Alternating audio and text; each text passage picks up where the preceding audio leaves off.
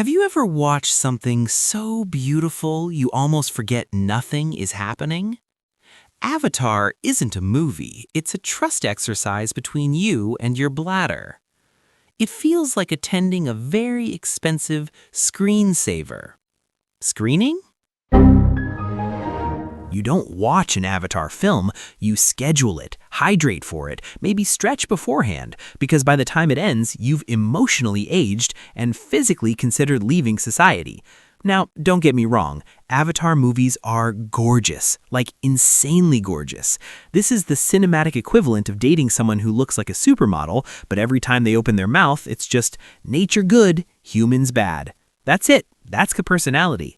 Let's talk about the formula because, oh boy, there is a formula. Step 1, humans arrive. Step 2, humans are evil. Step 3, Na'vi are peaceful. Step 4, something explodes. Step 5, blue people win.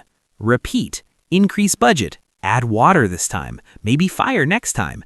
At this point, we're one movie away from Avatar Airways? And here's the thing that really gets me. The world building is insanely detailed, but the story is aggressively basic. Like James Cameron spent 10 years designing alien ecosystems, languages, biology, and then wrote a script that feels like it was done in a weekend. It's like building a Ferrari and then putting a bicycle bell on it. Take the human motivation. In the first movie, it's about mining. Fine. Second movie, whale brain juice for immortality. Sure, why not? Now it's colonization. Seriously, pick a struggle. At this point, humanity's goals change more often than streaming service passwords. And here's the uncomfortable question nobody asks. If Earth is dying and Pandora is the only option, are humans actually the villains? Because from their perspective, they're not evil, they're desperate. But the movies don't explore that. They just go, these guys bad, blue people good. Please clap. And speaking of blue people, can we talk about the characters? Because if you ask me to describe any Avatar character's personality, I would need a minute.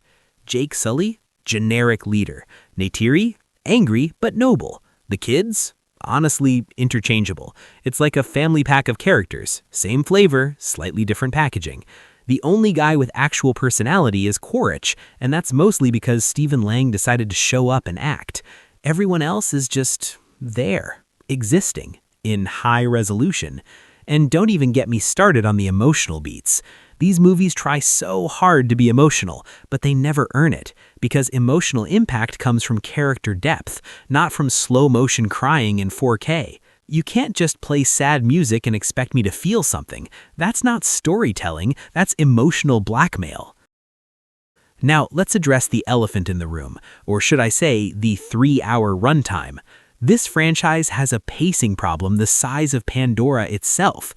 At least half of every Avatar movie is just swimming, flying, looking around.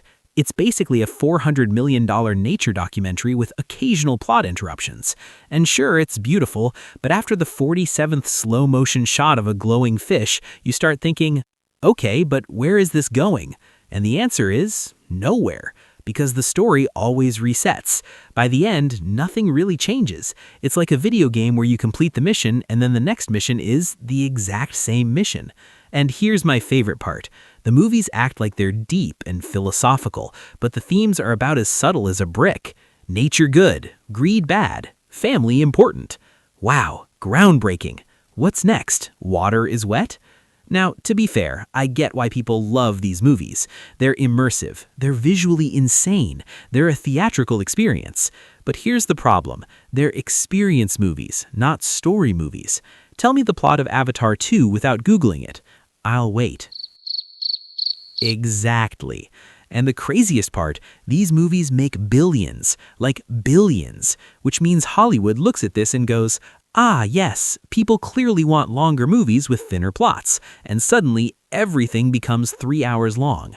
Avatar didn't just succeed, it created a monster. And look, I'm not saying Avatar is bad. It's not.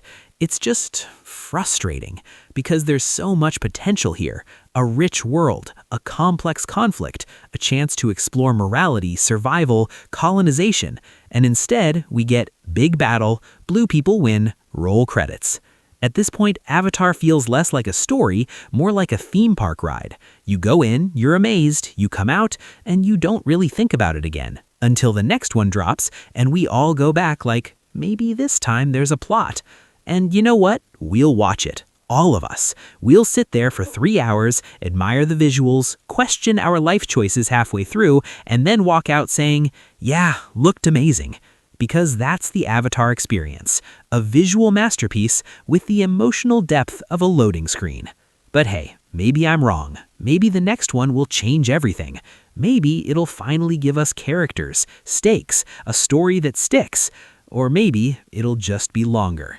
Honestly, at this point, I'm preparing breakfast. Bye.